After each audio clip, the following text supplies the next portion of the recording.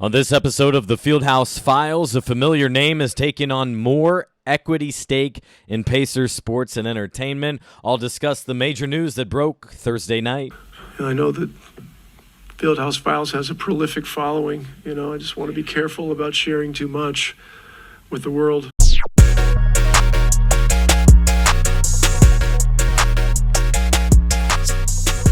And welcome into the Fieldhouse Files, the podcast where I take you behind the scenes with the Pacers, talk to individuals on and around the team, and tell you what you need to know. Hello again, everybody. Can't believe it's already the 1st of December. What are we doing? Time is a-flying here right now, but Pacers are nearly 20 games into the season, about a 500 record at 9-8. But the big news came Thursday night in terms of ownership. We don't get many ownership updates when it comes to this franchise. It's run very different and much more quietly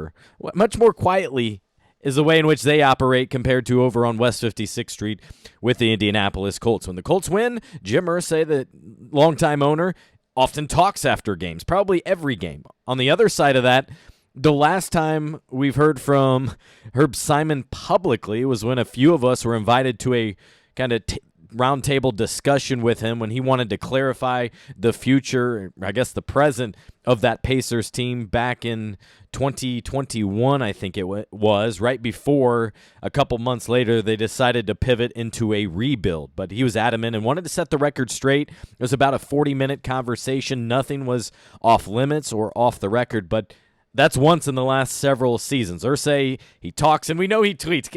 I've been thinking about this the last couple of weeks as Irsay has gone on some tangents on Twitter thinking, imagine if this was my beat and I had to cover Herb Simon tweeting like this. Nonetheless, let's get to the news. And it was the big news that broke late Thursday, about an hour before the Pacers tipped off for their first of two in a row down in Miami against the Heat. It's Steven Rales is taking on a 20% ownership stake in Pacers Entertainment. And this is at a 3.47 valuation, according to Sportico, who I'll give them props. They broke the news and were ahead of it and got the news there. And had some extra things, including the fact of the valuation here. Now, I knew Steven Rales was already involved with the organization.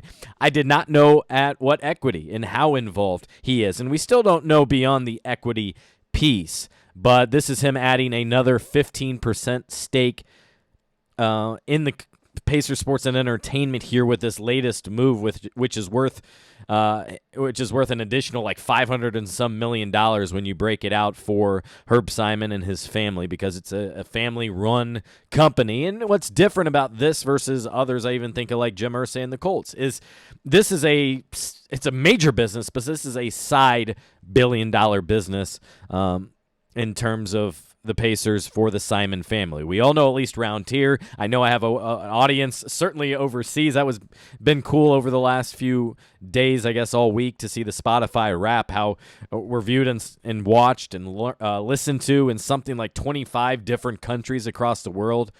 That's incredible. But nonetheless, what I get at here is it's Simon Property Group. They're publicly traded. It's a company that's all about, we know there's Simon Malls and real estate more than anything, and property. And then in 1983, Herb and Mel came to the rescue and saved the Pacers, spending about $11 million to purchase the franchise back then. Well, right now, what did I just say? A $3.47 billion valuation. So it's been a hell of an investment for the Simon family, and it's been fun to see more of the family, I would say, get involved in recent years. The next in line to run the team is Steve Simon. He's been around the team for quite a while now. By my estimates, I think he's had a bigger role for the last decade or so, and especially in the last several years, a lot more visible.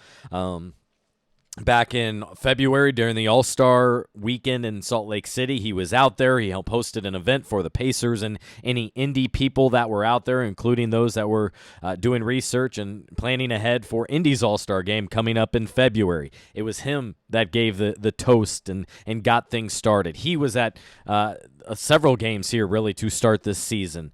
Rachel Simon's highly involved. Sarah Myers Simon, highly involved. I go back to Rachel a couple weeks ago when Rick Carlisle announced his new initiative, Drive and Dish. Well, Rachel Simon was there to represent the family. So this is not just Herbie.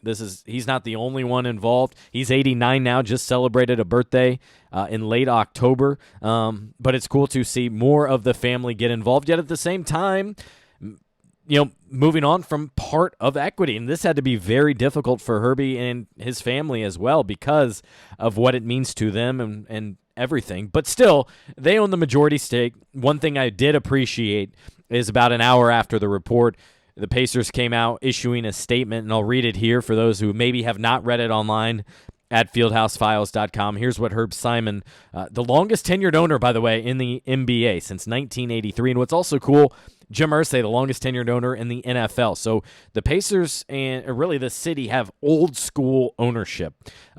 Whereas you look at other franchises, a lot of them have a ton of investors. A lot of them are more capital investments. Venture capitalists, I think, is more so what I was trying to get out there. You think about Michael Rubin and Josh Harris and others within the Philadelphia 76ers organization previously and what they were able to do. This is very much old school in the way in which the Pacers and Colts have been run. But 2 days after Mark Cuban, the Dallas Mavericks owner, agreed to sell a majority share in his Dallas Mavericks to a Las Vegas company and a billionaires. This is not quite at this level. This is not a majority share. This is a minority stake. It's another 15% to the 5% that Steven Rales previously owned. So a 20% share versus, probably over 50 or 60 at least for the Mavs deal. We don't know just yet exactly. And by the way, both of these deals are not yet final. They have to be approved by the NBA. So it's pending approval, but the agreement is reached by both of these parties. So here's the quote from Herb Simon. My good friend Steven Rales, who has a strong Hoosier ties and is a graduate of DePaul University and co-founder of Danaher Corporation, which is the owner of an Indiana-based life sciences company, Beckman Coulter, expressed an interest in acquiring a minority investment in the franchise. After considerable discussion, Steven is going to become a minority owner of 20% of the franchise, pending league approval. And this is the key part. These two sentences, I think, one, very important, and I'm glad that he made point to mention it because this is the first thing all of us are wondering, right? He says, to continue on, management of this franchise remains under Simon family control. The Simon family is as committed to Indiana as we have been since we moved here from New York in the 1960s, end quote. So a good quality statement right there, to the point, with some facts provided by Herb Simon and the organization yesterday. But I'm not sure they were exactly expecting for that to get out on Thursday. The team's corporate spokesman was on a flight, actually, when news got out, and then they act quickly, and now we're able to discuss it and understand it a little bit more. I hope to have a conversation with Steven Rales and to get to know him a little bit and to help you, the fans, understand him and what he's about and maybe his passion for basketball, his acumen in business, which is clearly very strong. I'll get into his background here in just a minute. But Steven Rales has been mentioned by team executives previously. I go back to the end of October after Rick Carlisle agreeing to a contract extension for the Pacers. Among the people he thanked was Steven Rales. And so that was notable to me, the first time he had been publicly mentioned, I think, but by anyone within the franchise. Steve Simon, again, is Herb's son. He's kind of that next in line to take over, has taken on a bigger role within the franchise in recent years. And recently, I guess going back to the All-Star game in February out in Salt Lake City, I asked Adam Silver, the NBA commissioner, about Herb and his impact on the league and of course, with the tie-in that Indy would be getting the All-Star game coming up next year, meaning this year. And so that was really cool. And to quote a short part of what he had to say is he said, he has been a force of innovation and constructive change over the years. I think other governors in the league would say he has done extraordinary service to the league, end quote. So Herb Simon giving up more of the franchise here, worth probably about $3.5–4 billion in total. The valuation, again, just under $3.5 billion, according to Sportico. Have not been able to independently confirm that just yet. And more to that, the stake that he's adding on here, another 15% worth, then based on that valuation, over $500 million. And I remind you, the Simon brothers bought the franchise back in 1983 for less than $11 million.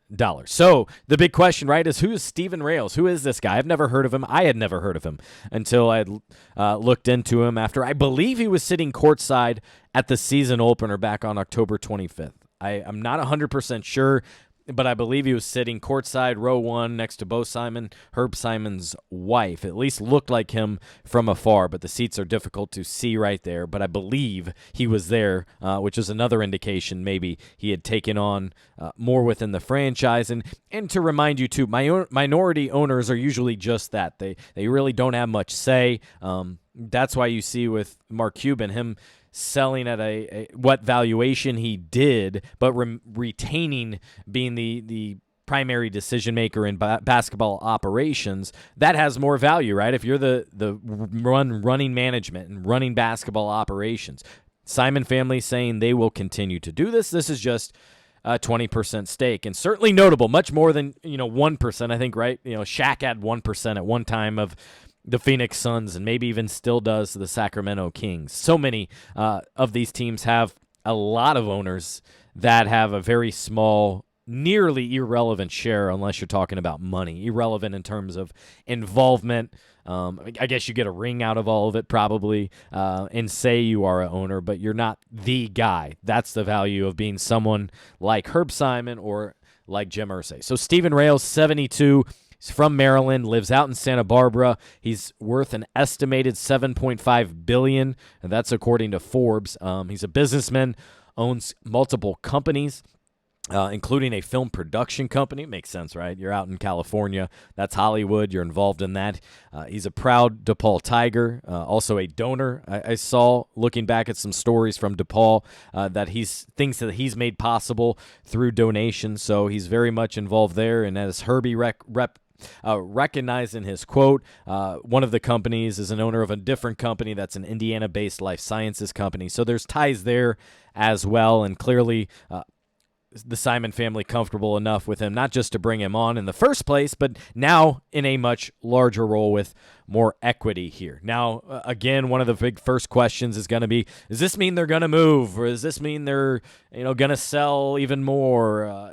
Is Herbie trying to get out? No, it doesn't seem that way at all. I view this as a way to maybe diversify, to bring in a friend, to maybe profit while you can. Maybe the values aren't going to raise significantly more. I don't know. That's the one big question that I think all sports owners are seeing, and having to decide, quite frankly, is now a good time to maybe get out. Some are saying, hey, I want to get in, because when you're an owner of a team, that gets you into parties, that gets you into meetings.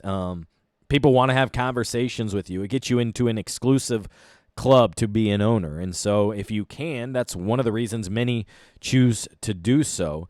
But Simon's owned this team for a long time. I'm sure he has business and family interests that very much played into this decision. I hope to talk to him. I'm not expecting it, just because that's not been his MO. But when a big deal like this happens, perhaps, especially it's business, and he's more of a businessman than he is, management in terms of basketball. One thing he stressed in talking to him just a couple of times in my decade of covering this team is that he purposely hires smart basketball people and stays out of the way. He knows what he's good at, he knows what he's an expert at, and he knows what he's not at. And so he's been very much hands-off in terms of basketball decisions. Now, he does have the final say, and if there's a big trade or big draft or coaching hire that needs to be made, obviously he's the final one signing off, or he's the one saying or looking into things or pushing things maybe on a committee level at the Board of Governors meeting. But he's empowered Kevin Pritchard to run the franchise from the basketball side, and Rick Fuson to run Pacers Sports and Entertainment from the business side. Now, again, back to the franchise's future. Look, you're seeing the investments made from a city level and investments from the team level as well. There was more than $400 million spent on renovations and upgrades and new additions to the Fieldhouse over the last 3 years. It's stunning to me that they spent about $360 million specifically in renovations to the Fieldhouse, twice what the arena cost to build back in 1999. That's just how much inflation, the cost of upgrades and hardware and all that. And I've told Mel Raines and others within the franchise too, they are so lucky that they agreed to the renovations, the costs, and all that back before the pandemic, back before the big rush here, back in 2019. And that's another key date too. That was 20 years after the franchise kind of moved into what then was Conseco Fieldhouse. Well, back in, I think it was April of 2019, the franchise agreed to a new 25-year deal with the Capital Improvement Board of Indianapolis, which kind of runs, or more so oversees and owns, the Fieldhouse, and the Pacers allowed to run it. It's an incredible business deal. St. Vincent Center is the same way, in that the Pacers are tenants. They eventually won't own that building, is my understanding. They pay they pay rent, and at the end of the term, I believe they turn it over to the city. That's a lot of minutia you probably don't care about, but it's important to know that back in 2019, the Pacers agreed to a 25-year extension with the city that runs through the 2043-44 season. Yeah, well off into the distance, but that's another reason to believe, no, this does not signal they're trying to sell the majority stake or move to a different city. And just this couple months ago, we saw the opening of Bicentennial Unity Plaza. That's that outdoor space just north of Gainbridge Fieldhouse that in the summer months has a basketball court. Just recently, and now in the winter months, will be an ice skating rink, outdoor skating rink for the public to take part in. If you don't know exactly what I'm talking about, go to fieldhousefiles.com. Full details for you right there. And then the last, not quite last, some bigger news is you have Commission Row going up, and that's the construction just east of Bicentennial Unity Plaza, a speakeasy, Mel's Steakhouse, and then an event space on the third floor. So 3 floors right there, 3 very different multi-use purposes. That's a Herb Simon type deal, not a Pacers deal. And then there's, just to the west of the Fieldhouse, other deals under consideration. I'm not sure if they've given final approval, but perhaps another hotel, apartment, condo type space that could be connected to the Fieldhouse. Again, to me, what this represents, I think, in many ways, is kind of what we're seeing with new ownerships across the league. I always go back to New England with the NFL and New England Patriots, Patriot Place. It's not just a football stadium. There's shops. There's all kinds of areas to get involved with, to do stuff pregame, hotels. That's what you're seeing within ownership now. It's not just about owning the team. It's about owning the arena, the land around it. And so, again, I think that's what you're seeing with Herb Simon and company right there with Commission Row, with Bicentennial Unity Plaza, which was, by the way, I should make note that it was made possible due to about $29 million in donations from the Lilly Endowment, which is crushing it. One of the biggest philanthropies in the country, maybe world. They kind of funded that, but an incredible outdoor space for really the downtown of Indianapolis. But wanted to jump on here. Not quite an emergency podcast. This is not a majority stake, but a lot relevant within the Pacers, the business side of the franchise that I wanted to address here going into this weekend here after the big news of Steven Rales taking on more ownership after he gets approval from the league. No reason to think it will not go through. That's just a formality here, especially considering he already has a very small minority share in the company. For all my coverage, you can, and more on this, if you're more of a reader, you can check it out at fieldhousefiles.com. I appreciate those of you who are subscribers, paid subscribers especially, and those of you who have maybe joined for the first time over the last couple of weeks, utilizing that Black Friday, Cyber Monday special that I offer, the biggest offer ever. And there were dozens and dozens of you who took advantage of that, and I truly appreciate that. So thanks for watching or listening, however you're consuming this Fieldhouse Files podcast on YouTube, Spotify, Apple Podcasts, and a lot more. And continue to read my coverage at fieldhousefiles.com. I hope you all have a great holiday as we get into December 1st, and my favorite time of year, no doubt about that. And I'll talk to you again here soon.